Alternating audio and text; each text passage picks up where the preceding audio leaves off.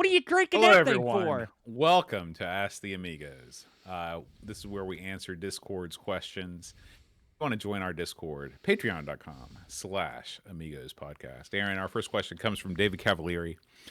He says, I've been Good name. listening to retro gaming podcasts and videos for years. Why does it seem most retro folks seem to diss sports games? What do you think, Aaron? Listen, you're preaching to the choir, brother. Although I did this EA Sports. Listen, sports games are begging for a good dissing. Okay, why? Because they're repetitive, lazy crap. Okay, I'm not saying they're all garbage. Hey, me and you both, we're both sports guys. We like sports. But when you just repeatedly do the same crap year after year and put a new price tag on it, it gets old. It's easy for people to hate. The truly unique titles, the truly unique sporting titles that have been produced over the years, I fully endorse. I like it, but I mean, you can't have the same Madden 15 years in a row. You can, but you shouldn't. I guess is the better way to put it. And when I was going through those old Genesis games last week, it hit me like a ton of bricks. Like the last couple years of the Genesis were just a cash grab for EA, slapping a new number on their game and sticking it out there as some of the last games released on it. So yeah, it's easy to hate them, but I mean, there are some good. Look, we just did the baseball game, Earl Weaver, and we both enjoyed that one quite a bit.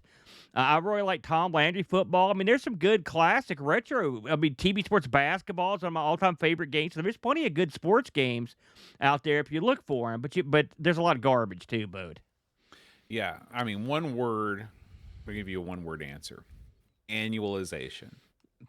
Anytime That's a you good have word. game name with the year after it, no good.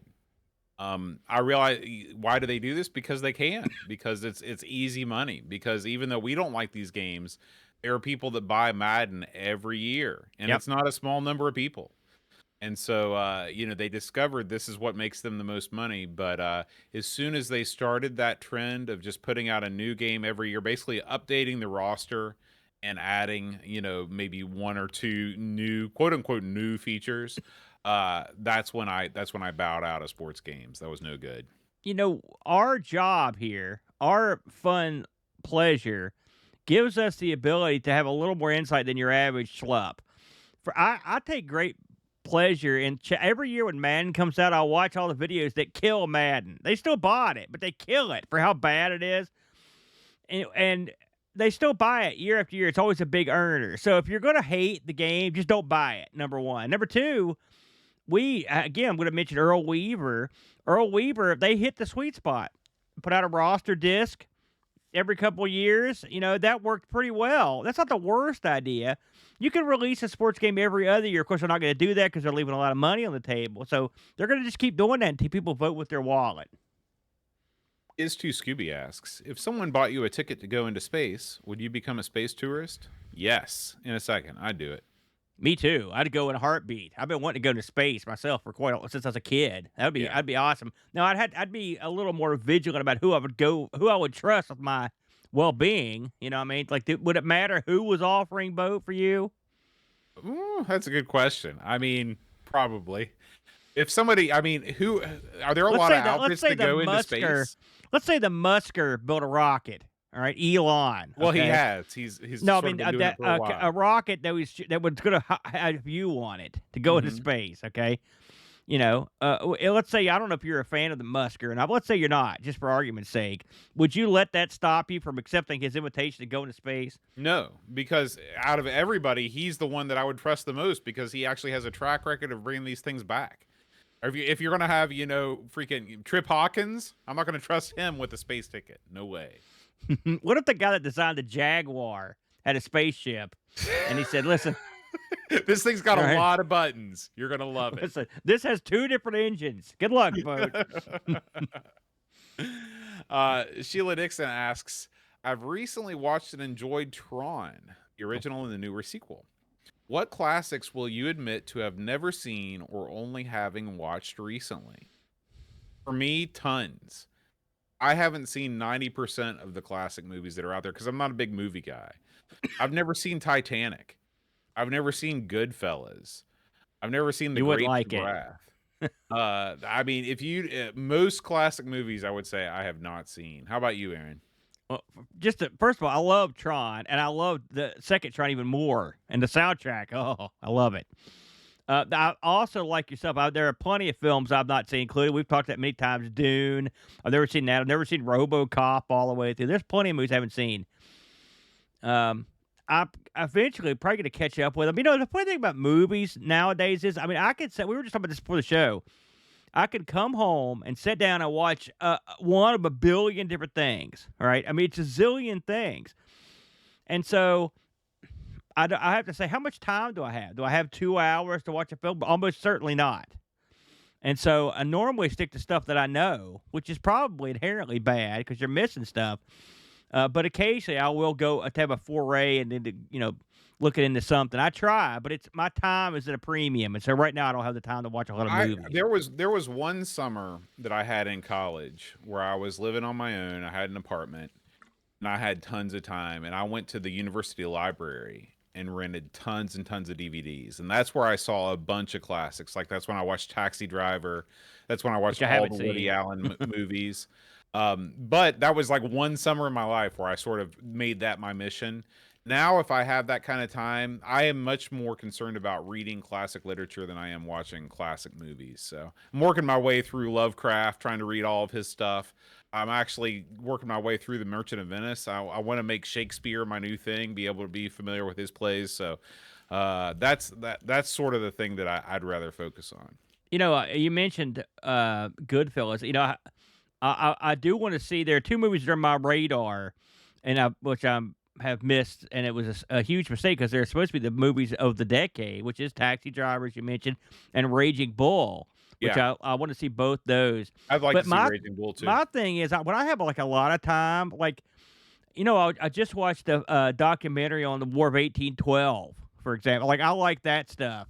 I just watched a thing on the slaughter of 20,000 Roman soldiers. So a lot of the time that I have, I like to watch that kind of stuff. Like I've gotten into like history stuff quite a bit too. So that also takes away from my movie time. But it's not like I Mhm. don't hate movies, just don't get to watch them that much. Is to Scooby asks, have you ever gotten a facial, manicure, or any other type of spa treatment? Hell no. I attempted to get a pedicure when I lived in Korea. I used to hang out with this group of girls that were American slash Canadian. And one day they were like, "Yeah, we're all going to get pedicures. You want to go?" And I was like, "Yeah, I'll hang out with some hot girls and get stuff done to my feet. That sounds good to me." They wouldn't let me in the building. They said they don't do men. So that was the end of that. That was the That in closest I've come. America, I know there are plenty of dudes that get them. Hmm. In the states. But yeah, that you got hosed. Yeah, yeah. Ravi Abbott asks, when you were at school, were there any rumors about cheats for games that were just BS? Heck yeah, all the time. I heard so many things about Super Mario Brothers, like the negative world people talked about. But then there was also stuff like you could go to this planet where, Peach was naked. There was a thing called Picture K that you could get. There are all kinds of like rumors about Super Mario Brothers that turned out to be BS. I think there was some stuff about Mike Tyson's Punch Out that never actually turned out to be true. And of course, when I was in high school, that was when Tomb Raider came out. So you had the old nude Raider and all that stuff. Yeah. Yeah, well, of course, it's funny. When I was in school, no one really talked much about video games, but soon after I was out of high school, I would hear, like, for example, Mortal Kombat stuff, tons of it. Like, oh, you could do this and that. And especially in the first one, they had all these things you could do that ultimately they put in some of the in the second one, like babalities and Hmm. friendships. Those are strictly made because they was a rumor that was going around. So yeah, I have. It seems like I heard Mike Tyson Punch Out. We were telling if you could kill a guy or you could play as Tyson. There was some kind of crap in there about. I do. It's funny that game ultimately. Super Punch Out, where there was a code to let you play as the boxer. Remember that Right, we tried that at your right. house. That was So crazy. every once in a while, one of them comes true. Let's see. David Hearn Ryder asks, will you be watching the Making of Karateka documentary? We know how much Boat loves Jordan Mechner games. No, I will not. I've never heard of Karateka, but if they did one on Karateka, I would absolutely watch it because that game's awesome, and Jordan Mechner's a stud. I love that guy. So I'll watch the crap out of the Karateka one. Ricky DeRocher asks, "What is your biggest retro gaming regret as far as selling or throwing away a piece of hardware or a game that you now wish you had kept?" Oh man. It's probably do you really cycle through stuff? Is there anything you cycle through that you thought to yourself, maybe Yeah, I shouldn't I have let mean, go of that? I really wish I'd kept my GameCube. That was a system that sort of got me out of a depressing time in my life. I was going through a lot of crap, and that system brought me a lot of joy. Ironically, I had a carrying case with it that I really liked that I wish I still had. Yeah. And there's just something about this system. I know that there's a million different ways to play GameCube. You can play it on the Wii. You've got emulators and stuff, but I wish I'd kept the GameCube in my games and not sold them when I moved to Korea. Hmm. Um, that's and plus you had all kinds of stuff that you got rid of when you moved back and I forth. got rid of 90% of my collection when I moved to Korea. So Yeah. So yeah, yeah. Um, I really lament getting rid of my WrestleFest.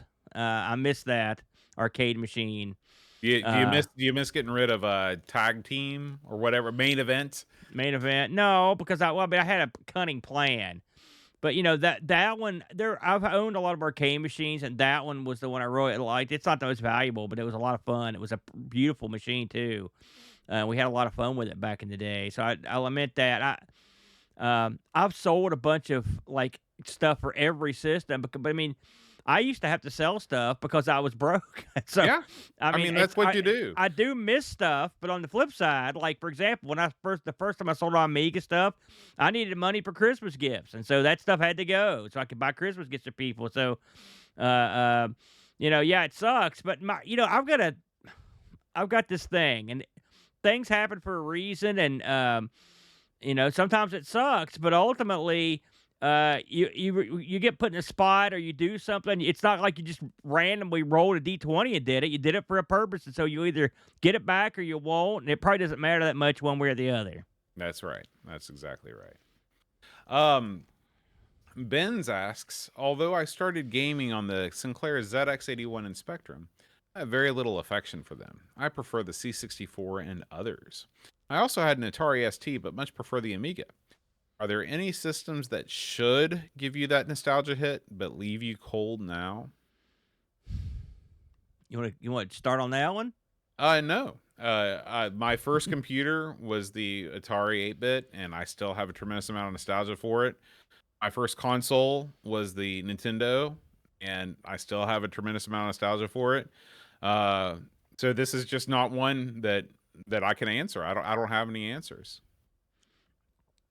I mean, I grew up with the Odyssey 2 and the Coco and the PC for the longest time. And I look back at the things I played on them and whatnot, Hmm. and um, there every one of them had something fun on them, much like the Amiga did. And so I don't really, I don't really look back and think, "Ah, that's crap." Even the little handheld games I had that I used to play with in the car that were garbage, they were fun. And you know, I don't think I have anything to report in that area. I don't You think know, anything I just gave up on. I guess maybe you sparked something. If it comes to like those Tiger LCD games, I used to have a crap ton of those. Oh, really? I have no nostalgia for those. No, I don't want to go back to the old Did I buy LCD you one of those games. a couple years ago? No, you bought the thing that you bought me was much cooler. That No, was no. I a mean, electromagnetic, or that was a electromechanical game. I Where I give a had to lot of use. those. I give a see. I never liked those games either. By the way, Mhm. I never had any of those because they just seemed dumb to me. Plus, I was sort of older when those came around. I mean, Yeah, and so, but yeah, I can understand that. I yeah. could absolutely understand that. Pajako asks, what device or tech was something you thought was going to be the future, but ultimately fizzled out and died? And if you could bring it back, would you? And he posts a picture of this looks like a it's the Cybico, something you and Brent covered So, on oh yes, yeah, like those things were neat. You could hook up with people and send messages and stuff back and forth if you were near them. That was the gimmick. my So big thing was the netbook. When the netbook came out, I thought, boy, this is going to be a watershed moment in computing. You got this little. We have the ability now to put internet connections on everything. You've got this little tiny computer that weighs nothing. It's got a small screen, but the resolution is still pretty good. And unfortunately, a variety of factors doomed the netbook. One being the release of Windows Vista, which they decided to package with these machines that clearly couldn't run it. And two, they really underspec, even for a netbook, they underspec a lot of these machines. So people ended up having really horrible experiences. I had a netbook that I actually thought was really good. And I used it for years until I ended up giving it to the Chud. I used it when I would fly back and forth from Korea in England, and it was a nice little computer that could get online. I could use it with emulators and stuff. I think the netbook is great. Of course, now you've got your ultrabooks and things like that. So Mhm. I guess it never really went away. It just got better. How about you? Um, it's funny when those netbooks came out. Just to chime in on that, I didn't have any money to get any books like that. I saw them. I thought I could sort of see the appeal, but when you mentioned Vista, you're dead on there because I did work on some of those, and that was a match made in hell. Mhm. Vista, if anyone's nostalgic for that, go use it for a while on a system that it wasn't designed for. That because that's how they shipped it, and it was a disaster. That Microsoft certified that on machines that could not run it, and that was the thing about when you think netbook, you think slow, sloggy, Mhm. like a chore to use, and that's what they were. I mean, the design of those things is fine. It's a good idea. They're small, And if but you they put were XP horrible. on those things, one of those slim down builds of XP, Yeah, they would run and they would run well. yeah, So yeah, yeah, yeah. In terms of things I thought were gonna be a bigger deal, I hate to keep going back to it, but I've always thought, man, when are we getting this VR? The VR's got to be coming. And a couple of years ago, when it started to kick off and Brent was all up in it, I thought, man, now it's finally happening. It's VR time. It's going to happen. The dream's coming to life, and it's still. I mean, it seems like as long as we've been doing this show, occasionally we'll bring up VR, and it's still out there lingering around. It may be awesome. It may be not that good, but I mean, we don't know, and no one's talking about it. I never hear anybody talking about it hardly at all, except maybe make fun of Meta occasionally. So that one's kind of a bummer. That's one I still have some hope, but and also people don't seem like they just care much about it anymore, and that's one thing that's changed. It felt like there a bigger deal, there's at a one time. there's Jason Calacanis has a great. I wish that I'd come up with this because he sums up VR in three short phrases. Try, oh my, goodbye. Yeah. So you try it, you say, "Oh my gosh, this is cool."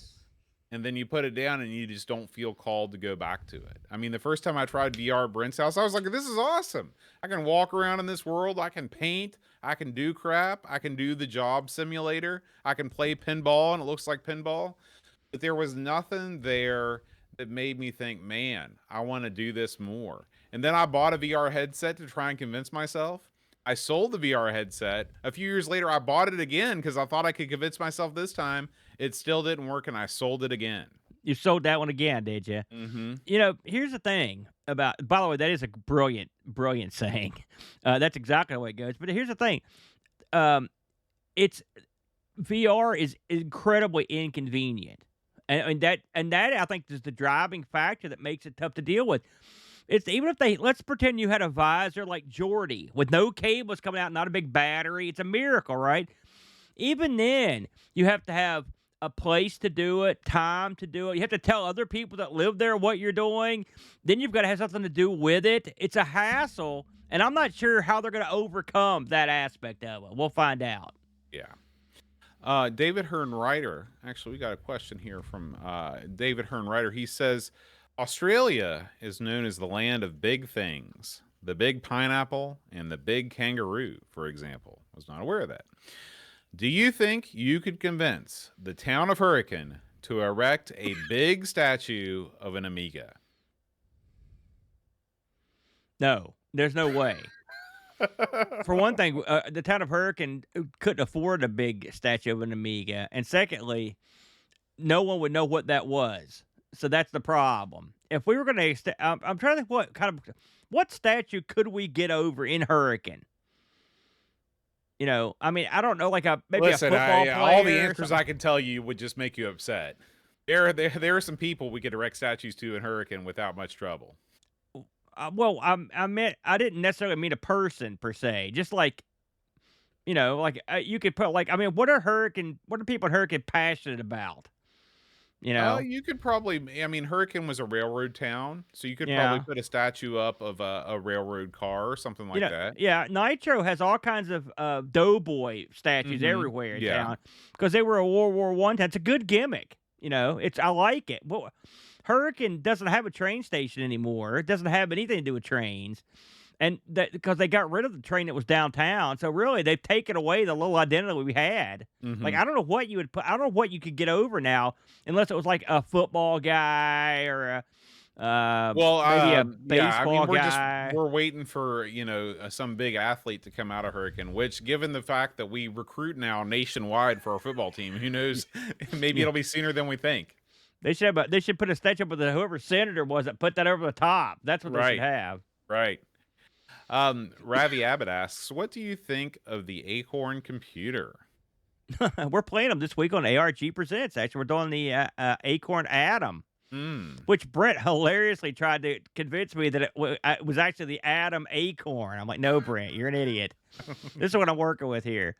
What do I think of the Acorn? Well, we both are big fans of the Archimedes, that's for sure.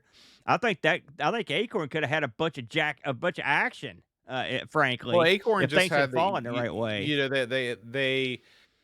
they made the mistake of building a machine that was solidly built, that was made to last, and that was attractive. And that's not what the British buying public wanted. They wanted something that was as cheap as could possibly be manufactured, and they got it. That's probably because they didn't have no money. To be Yeah, fair, I'm not saying it was an ill-informed choice. I'm just telling you that's the way it shook out. yeah, I agree. Um, Yeah, I think Mr. the Acorn's got a lot of good stuff though. To close on Yeah, that. I mean, I would love, of course, we've got the Beeb, thanks to Pajako giving Yeah, that to us, which is going to be one of the systems that we fire up over at the new set. yeah. And maybe one day we'll be lucky enough to get an Archimedes. I'd love to get that Oh, fired up. That'll be oh fantastic. man, oh good lord, yes. Mr. Rocket asks, if you could bring back to life one extinct creature, what would it be and why? Hmm. Any extinct creature, you say? Right. I just saw a thing that they think that the early man was a lot smarter than they thought he was. All right, I've and always thought that. you know, in fact, I think we're getting dumber, frankly. Yeah, I But mean, yeah, we're not heading in the upward and to the right. the curious part of me would like to bring back the one of the early Neanderthals just to see, and it kind of like stick him You in a know, room with a bunch of with like a bunch of playpens and stuff they full of stuff. they That's what they made did. they made a documentary about that called Encino Man. Oh, is that what that was? Yeah. But that's the curious part of me. But the reality part of me, it says like I want a freaking like a woolly mammoth or a saber-toothed tiger or a Tyrannosaurus Rex or a Brontosaurus. Pick any one you want. Spin Mhm. the wheel. Any huge dinosaur. That's what I want. Huge Listen, dinosaur. I read a thing that said that you're not supposed to say Brontosaurus anymore, Uh-huh. and I poo-poo that immediately. I don't care what you can't call it Brachiosaurus. That's a dumb name, and it's Yeah. Brontosaurus. Okay, Yeah. Brontosaurus. Deal with it, scientific community. You sound like my buddy at work when he tells me about how there's no conceivable way climate change can exist. I'm like, listen, what are your credentials in that field? He's like, I watch the weather. It's like, get out of here. It's the same thing. Mr. Rocket asks, there's a fun fair in town. It's one of those hazy summers when happy memories are made. Spunky, happy-go-lucky teenagers boat and air and decide to jump on their bikes and head on down there. Yeah. Upon arriving, they see there's a Dungeons and Dragons ride. The guys decide to give it a go. For some reason that is never fully explained, they find themselves transported to the world of Dungeons and Dragons. Which D&D character, class, and alignment would you be? Would we Well, I be? mean, So you have to answer for who do you think I would be? And then who here's the would you be? thing. Okay, well, I know who you would be. You would be the Cavalier with the shield. I like that. because he's the Rosemont, Illinois. the guy who does his voice is the guy that was Ralph Malph on the old. So he's like a loudmouth, On cowardly Cotter? jerk. The guy from Cotter? no, not Cotter. It's from Happy Oh, Days, from you Happy knucklehead. Days. From Happy Days, You know, yeah. and I would, of course, be the Ranger because he's the only one that has an offensive weapon. I'm not gonna get stuck at the rest of it. Well, I mean, I guess Bobby's got the club, but he's a geek. You know, the problem with the D&D crew in that cartoon, this is my biggest problem with that cartoon. It was dumb. None of those guys they had one guy with had a whatever the heck, a lightning a lightning bow and arrow, and one guy with a club. Everyone else had either nothing or a defensive weapon. The wizard's an idiot. He does no spells. The chick, the acrobat, which wasn't even a real freaking choice back in those days, she's got a bow staff that's lame.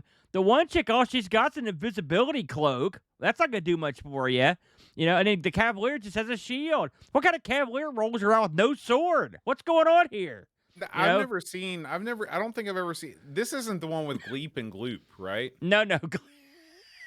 You've never seen the Dungeons and Dragons No. cartoon? Oh my God, Boat. You need to look into it. You can watch every episode on YouTube. I The do know. art's I think great. I watched an episode of something one time that said like they never finished the last episode, and then somebody there was like a fan community that did the last episode. Have you heard about this? That's every show. But no, Okay. they didn't finish it. But I know there's a car commercial with the D&D guys in it. That was pretty funny. You know, but yeah, that show, as a D&D player at the time, it angered and offended me. Much like a lot of things did back in those days when it came to role playing. They'd be like, role play this. Here comes out. I was like, what is this? It's like, I didn't realize what Japanese, I just thought they were all the same. I'm like, this is crap. You know, but yeah, I hated, and I think I watched every episode because that was on. But yeah, I wasn't a fan. Ravi Abbott asks, "What was the best mobile phone you've ever owned?" Well, I can tell you the one I don't like. It's sitting right here. The I'm old still waiting- non-functional screen special. I'm still waiting to get this bad boy. Look at that beauty right there. By the way, they're supposed to be sending me a box to send that back in. I've only owned 2 smartphones. So, and this is one of them. So I guess this one's good until I broke it. So there you go. All the other phones I had were flip phones or no phone. The first iPhone that I ever had, which I think was the 3G, I bought before I went. Did I buy it before? Yeah, I bought it before I went to Thailand. Then I ended up dropping it, and it broke at some point. But anyway, it was amazing. It was amazing to be able to get on the internet with a thing that was in your pocket. I mean, it's just an undescribable feeling to be able to have the real internet. You could look up websites and you could read forums and you could do all this crap, and you didn't need an internet, like you didn't need like a Wi-Fi connection or anything. Like it was just all in cellular. I think Bangkok probably had a faster. I think they were on 3G much before Hurricane was. And I would. Are we on it now? and I still remember driving around in a taxi cab. I was on my way somewhere, and I was reading some forum or something, and I was just like, I'm living in the future. I'm on the internet in this taxi. It's great.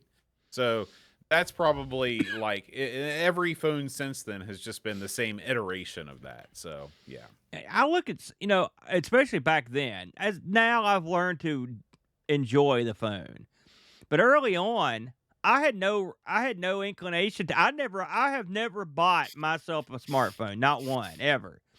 Both these phones were gifts because I never would have bought one probably. Because everywhere I go, gotta think I did computer repair professionally for a decade, but I've really done it my whole life, nonstop. They won't let me walk away from it. And so the thought of carrying around another computer when I'm surrounded by computers, I didn't see the appeal. Now years later, I can at least get some use out of it and understand it. But in the early days, I just didn't care.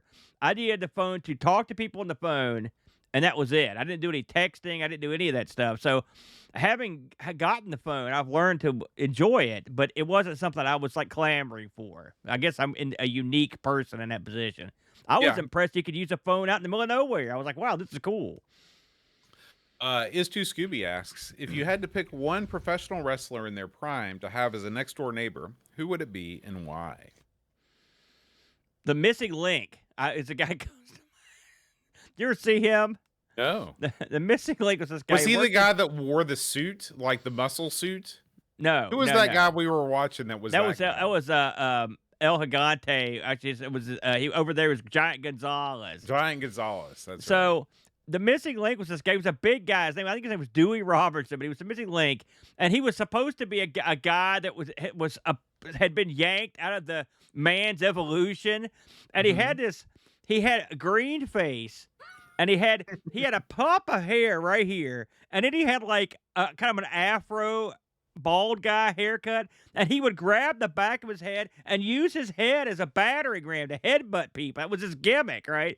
And he was just a weird looking guy. And I like the idea of going home from work and just seeing that guy walking around, mowing his lawn, like getting in his car, taking his kids to the ice cream shop. I like that's what I want. Missing link. For me, it's got to be $1 Million Man.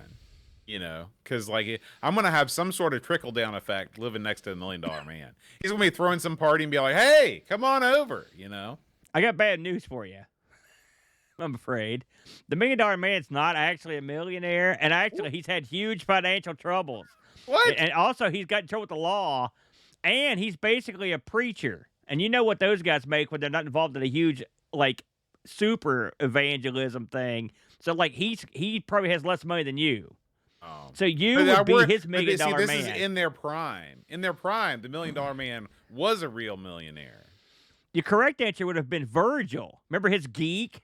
Yeah. Because you can see, because you just come outside and be like, Virgil, mow the lawn. He's like, Yeah, yes, sir, Mr. I'd feel Boat, real uncomfortable doing that for multiple reasons. Well, but he also would pummel you. But still, you would be mowing Virgil's. You'd be Virgil's Virgil. Right. David Z asks, what's next for your retro hobby? Aaron got that ST. Any plans for setting that or a different system up? Boat, any new retro purchases need to get set up? Well, what do you think, Boat? Well, I'm not going to spoil the surprise, but my brother had to go to Japan on a work trip, spent the last 10 days in Tokyo and Osaka. Oh, boy. And I had him go visit Akihabara for me. I was like, I sent him a text. I was like, hey, how close are you to Akihabara? He's like, it's 30 minutes on the train. I was like, listen, I want you to go over there, and I'm going to give you a list of things to look for, okay? Yeah. If you find one, get it. And he delivered, okay? So upon his return, when I see him next, he's brought some nice retro goodies that we are going to peruse through back in the studio. Sweet. That's outstanding. Let's see. I've been retroing it up. The one thing about the new schedule, I've got a lot more like time to tinker and mess around with stuff and screw around. The Atari ST, by the way, is still sitting over here in your boxes. I brought them home in because eventually I'm going to set that up and do a video on it. Probably have you come over one night. We might just pull the whole thing out and do it, Bode, right there in the new lounge. But I've been breaking out the. Just sitting right here beside me, the Dreamcast, the NES, the Genesis. I've been getting a lot of these like HD cables to get these things to look nice when I scan to do stuff with them. I've got right here the Xbox, the Sega Saturn, the TurboGrafx, the MSX here, the Coco. So I'm just surrounded by stuff at all times, and so I've just been using it a lot. It's one thing I like about the show. We've said it before. It makes you kind of want to mess with this stuff. You got it, you know what I mean? So and that's the thing. You got to keep it. You got to keep it out, and you got to keep it at eye level. So when it strikes you, that's why the other day, I can't remember who it was. Scoob sent me a message. He's like, "Hey, you want this Tandy monitored us cover? The last thing I want to do is cover up any of my crap." Because if it's covered up, I don't want to deal with that. I want to look at it and be like, man, there's the Coco sitting right there. I want to go play it, you know? Yeah. I wish I had room to have all this. Some people have like this room where it's like all their stuff's hooked up. You know what I mean? That would be cool. I'd love to have all my stuff because if I had it all hooked up, I'm not the kind of guy that would just like walk by the room and be like, look at that. I mean, that stuff I would go in there and fool with. But I still, doing like the disaster streams every week, it's always nice to have something. I've been trying to do less and less with the Mister and more with the actual stuff because I've got it. I'm not some kind of hard case. I'm just like, you got to do it on real hardware. But I mean, if you got the stuff, why not? That's the way I look at it. So yeah, but I've been enjoying it a lot here recently. All Yeah. my stuff. Pajako Oh, the asks, TI. I forgot about that too. I love that. yeah, TI is great. That was great. He said, I heard you folks talking about smells in a recent show. Are there any smells that you associate with retro gaming or a particular game and or system? Well, whenever I will say arcade stuff, I always smell musty, burning smell that I always associate with an arcade machine. You know, when I was when we were up there at the Galloping Ghost, like that bad boy, it had the stink, arcade stink all over the place. Oh yeah. Along with the human stink to go along because that place was packed. But I will say, me and Luke went to the Pinball Museum in Corbin, and the place is empty. That was great, and you can also the pinball machines when they get fired up, they have a kind of their own special kind of smell that they make. So that's really the only thing I associate with. I mean, I guess I sort of associate the smell of a blown up thing with my Apple GS, but I'm not happy about it. But that's about all I can think. What about you, Bode? Yeah, definitely. Like there's a smell that I don't know what it is, but it's like it smelled when I used to work at the Apple store, and I would work. I transitioned into working in the back of the house where like we kept everything. There was this smell back there that I always associate with like that period of Apple computer. And when we moved into this house, our basement had that smell. I don't know, it was some kind of weird like combination of must and something else. And but anyway, there's that, and then there's also bowling alley wax. That Yeah. reminds me of pinball machines because the first thing I did when I got triple action was I got some of that stuff and I put it on the pinball machine. And so whenever I smell that, it just makes me think of pinball.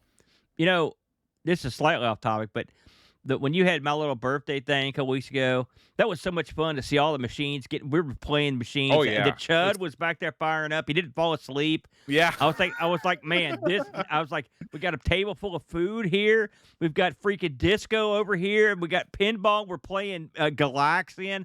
We're in, brother. We definitely have to do that again real soon. That was great. Next time I'll go over there, I'll get a ride home, if you know what I mean. Oh yeah. David Cavalieri asks, is pimping easy? Yes, I actually retorted to that on the page with the picture of the Godfather. Listen, it can't be that easy because I have not found a way to do it. So that can't be that easy. No, I would say no, it's not easy. It's not something I've ever investigated, to be honest with you. We should look more into pimping, but maybe at some point in the future. Yeah, that's right after the deaconing. Right after we put the statue up, that's when we can start pimping downtown Hurricane. That'd be slow moving day right there. Pajako asks, what is your favorite logo or badge from any retro system? Huh. What do you have on that, Boatster? Logo or badge? I'm looking around here. I mean, there's just something, and again, it's nostalgia, but there's something about the Fuji Atari logo, and there's something about the Nintendo, the NES, the red oval with the Nintendo in the middle of it that still does it for me. The Fuji has a special power. I don't know what it is. I mean, I do know what it is. When I was a kid, when you saw that little symbol, that meant fun was coming. As generic as that is, and that was the symbol of fun. And for just like the old shtick, this was true.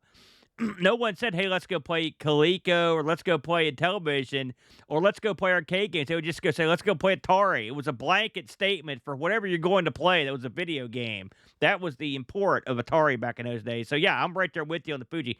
That thing, it's a great symbol and it's endured. Maybe we'll keep going. We will see. Yeah. David Hearn asks, Nintendo's involvement in game design is tied to their longevity. You think if Commodore had persisted in developing their own characters like Gore-Tech, Jack Attack, and the Dancing Monster, they might still be around as a software house? I'm going to come right out and say no, because I don't know who any of those things are. And Jack Attack, I believe, is based on Jack Tramiel, and it's a caricature. We played that on the Commodore 16 on the ARG Presents. Yeah, you're absolutely right. That's what they used to call it when Jack was mad at you. Because the thing is, it's not designed like nobody remembers Mario because he was a great looking plumber. They remember Mario because it's like a hallmark in game design and level design. People don't remember Link from The Legend of Zelda because Link was an awesome character. They remember Zelda because it was a game that was like no other game that had ever come out. And that's what you need to achieve longevity, and that's what you need to achieve immortality. I will say this. First of all, Jack Attack is your character. I could see a hilarious cartoonish Jack. That would have been pretty good. It would be funnier now than it was then, as a mascot character. Hey, listen, you're throwing out a lot of good Amiga Commodore characters. You've got the caveman. We love that guy. You've got the chick from Top Banana, KT. Right? Don't forget that Jim baby Power. that looked like the demented clown. Yes. You've got Jim Power and his girlfriend, some of the all-time classics. So there's some winners right there, that would, and don't forget, remember that game where I remember me and Britt did the show, but you made the headline. How did this become that?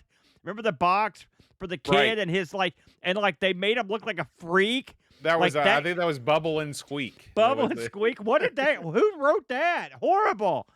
So yeah, the Amiga had some mascots. They were just terrible. Yeah, I mean, mascots. the C64 achieved longevity because A, it was the cheapest computer that you could buy in the United States, and B, it was super easy to steal and pirate games for. That's it. That's the list. Well, I don't agree with that at all, and I don't agree with that. No, now you're just being a hater. That's not true. The Commodore 64 is a great machine. Buck Owens asks, what are some of your favorite novelty songs? I've grown to hate novelty songs over the years. When I was a kid, I used to love stuff like Grandma Got Ran Over by a Reindeer, the entire Ray Stevens catalog. Now, whenever I hear that stuff, I just turn the radio off. I think this would count, but I do bask, in fact, daily in the glory that is Ninja Sex Party. One of my all-time favorite bands. They are. Yeah, I would definitely call them a novelty song band. I love their stuff, and I like their videos. They truly understand what it's like to be an artist in this generation. They've got their legions of geeks. Mm-hmm. They're live. They can perform live. They're actually talented. They've got a great backup. Tupperware Remix Party is a great back band. Plus, they're good in their own right. I like them too. I guess. Now, let me ask you a question. Thing. Ben's brings up something in the chat. Do you consider Weird Al to be a novelty? Oh God, yeah. Weird Al's another one. Weird Al. But the thing is, Al hasn't done much recently. But I mean, yeah. When I was a kid, he was number one with a bullet. Yeah, he was great. Weird Al. Still love Al. I love Al. He's great. Is Too Scooby asks, what's your favorite Saturday Night Live alumnus? It would have been older ones. It would probably be. Gosh, that's a tough question because everyone has worked for Saturday Night Live at some point. Everyone. Some people that you don't even know about work there, and a lot of them, the people that I like, probably didn't do that much on there. Maybe do you have one that jumps out at you? Boy, I think Will Ferrell is awful good. I mean, I think that the stuff that he's done after Saturday Night Live was funnier than when he was on the show. Mike Myers, pretty much all of my wheelhouse of Saturday Night Live is the early 90s. That was my favorite time because that's what I've seen the most of. A lot of those classic guys, I just don't think are that funny. I don't think Chevy Chase is funny. I think he's annoying and he's a jerk. I don't think John Belushi's that funny. I think he's annoying and he's a jerk. Gilda Radner, I mean, I don't think that she's that funny. So, I just think Saturday Night Live got funnier later on, but I think it's because humor changed in a way that more appealed to me. It sounds like some of the people you don't like because in actual real life they were jerks. And I can understand that might have something to do with it because too. Jim Belushi, he was funny. He did a lot of funny bits. Jim Chevy or John? Chase, excuse me, John. Gilda Radner did a lot of funny stuff. But I mean, you're right. Humor's changed. The first name that popped into my head was Dan Aykroyd. I always liked him. I always liked Eddie Murphy when he was on there. He was always really funny. Yeah, obviously, funny. I like him. He was really cranking it up back in those days. He might be my favorite because he had so many great sketches. Yeah. Again, I'm not sure what. And the thing is, if you go back and watch old Saturday Night Live, You're right. It was a different vibe. It was, I mean, I'm more of an SCTV guy. So if you're gonna ask me that question, I would just say I would rather watch SCTV. I didn't necessarily. I'm not really into the whole live. I kind of like it. I like sketch comedy a little bit more, like Key and Peele stuff like that. But I mean, there were Well, some. I think, yeah, I really think that like it's all about these days. Well, it, I really the older I get, sketch comedy is something that appeals to me less and less because I always feel like the sketches go on for too long. It's like, yeah, I get what you're trying to do. Just stop it. You don't have to keep doing. But some people love it. They love the fact that it just keeps rolling. So Yeah, yeah. I mean, I don't comedy's like a lot real of weird. humor. The older I get, the less I think things are funny. You know, Also, it's funny because comedies right now in the cinema, for example, they're at like an all-time low.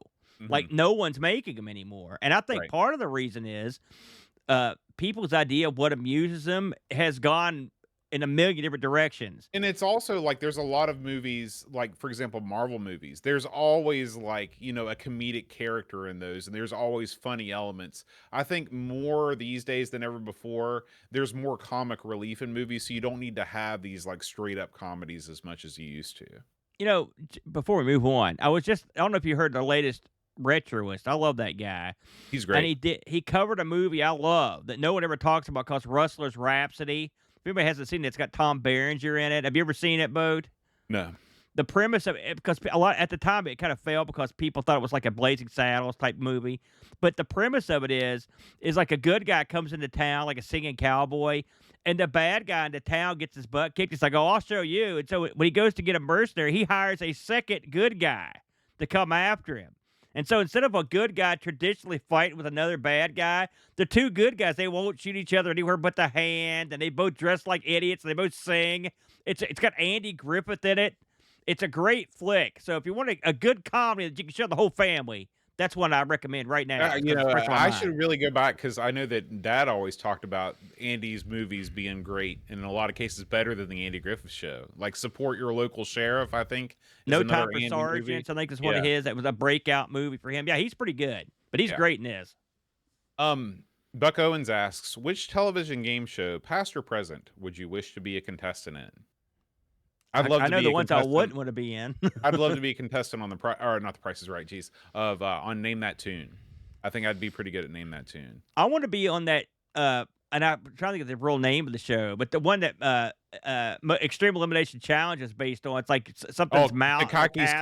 Castle? That Yeah, I watched a Takeshi's Castle, documentary that's on what that it is. the other day that showed like what actually was going on the show. So I never understood exactly what was happening because at Right. most Extreme Elimination Challenge they made up a bunch of crap, Yeah. and that would be a lot of fun just to be on the show, just to get murdered. I think it'd be a lot of fun to try some of the stuff on Boy, there. I think that or American Gladiators, I think would be a lot of fun to be The on. the funny thing about the Castle show is it's every bit as goofy as MXT. Like they're not. I mean, yeah, they make it wacky with the voices and stuff. But I mean, Mhm. if you look at the basis of that show, what's going on? It's ludicrously stupid. It's a Right. stupid show, but they know that it's fun. That would be my pick. Which television game show, past or present, would you wish to host? Oh boy, what do you I'd think on love to that one? host Iron Chef.